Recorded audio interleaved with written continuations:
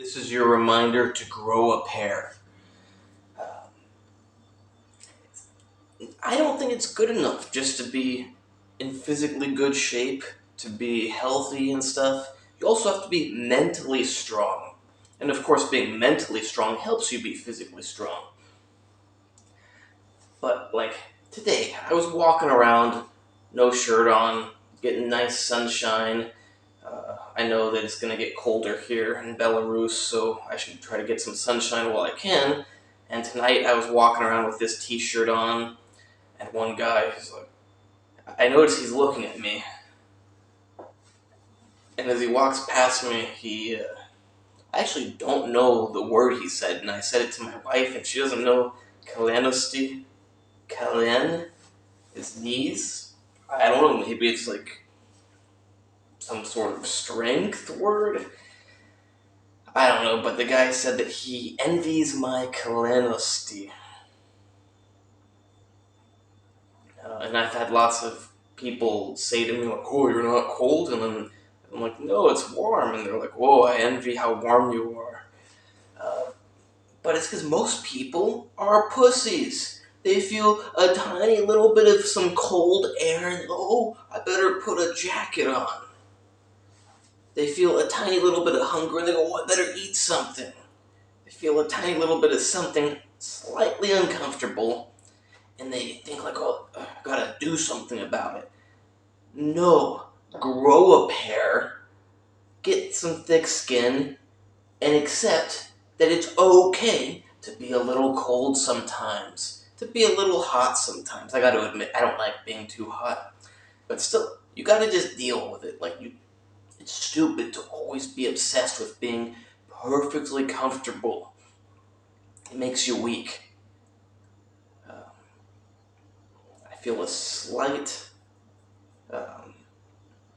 nose irritation coming on. Hopefully I don't get a slight infection, but if I do, big deal. I get a slight nasal infection. I get them all the time in the winter because even when it's below freezing, I go around like this.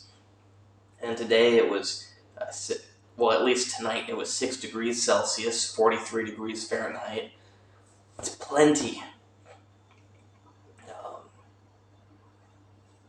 Yeah. I think it's ridiculous that people go around with like ski jackets on and scarves.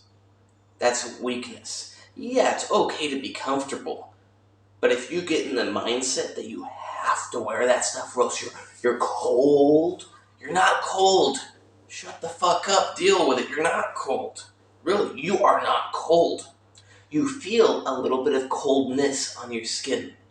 You are not cold, most likely. It's just like when you go, oh, I'm hungry, I need to eat something. No, you're probably not hungry. You feel the slightest little bit of hunger sensation, and you decide that you need to eat. It's like if you're working out and you feel a tiny little bit of tiredness, you don't go, I'm tired, I need to stop working out. I mean, maybe you do. If you do, you shouldn't. But the point is, we're not meant to always be perfectly comfortable. It makes you weak if you always seek to be perfectly comfortable. And if you never allow yourself to be even just slightly uncomfortable. And the amazing thing is, when you expose yourself to this discomfort, you come to realize that it's really not that uncomfortable. Like to walk around in a t-shirt with this weather at night, I wouldn't want to walk around for 3 hours like this. I'd probably get a bit cold. But to walk around for 20 minutes, 30 minutes, an hour, 2 hours, I don't know exactly how long, but it's really not that cold. It's not a big deal to walk around like this, especially in the daytime when the sun was out. Like, I walked around for 2 hours without my shirt. It was really nice. I was even sweating a bit. And I'm really glad I got that nice, amazing walk. I was not sweating because other people would call it hot. It's just that my body and brain have a lot of stuff going on. So, it generates a lot of heat. Now, I'm just kind of joking about that. Like one time, one of my professors asked the students, why do you all have jackets on? They go, we're cold.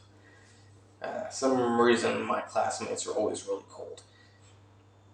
And the professor goes, well, how come Andrew doesn't have a jacket on? I joked, well, it's because I've got a lot of brain activity going on which heats up my whole body. But it's true, it does. But I think even if you don't have so much brain activity, you can still deal with 43 degrees Fahrenheit, 6 degrees Celsius. It's really hilarious that people will hear those numbers and go, whoa, it's so cold. It's not even freezing, it's not cold. Like for me, if it's below freezing, it's like, yeah, I'm probably going to wear like a thin jacket, like a leather jacket. Mostly I just need gloves because when it gets below freezing, my hands get cold. Yeah, humans